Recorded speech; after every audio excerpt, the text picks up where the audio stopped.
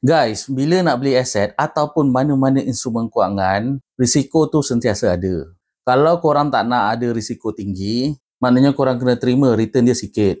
Kalau korang nak return tinggi, maknanya korang kena terima dia ambil masa yang lama. Kalau korang nak cepat, korang kena terima yang ada kemungkinan modal korang boleh rugi. Dia tak boleh dapat tiga-tiga. Dia tak boleh dapat risiko rendah, pulangan tinggi dan cepat.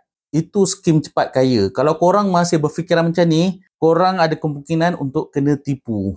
Sebab tu, bila korang nak invest, korang kena tengok sifat benda yang korang nak invest tu. Lepas tu, korang susun strategi sesuai dengan sifat dia.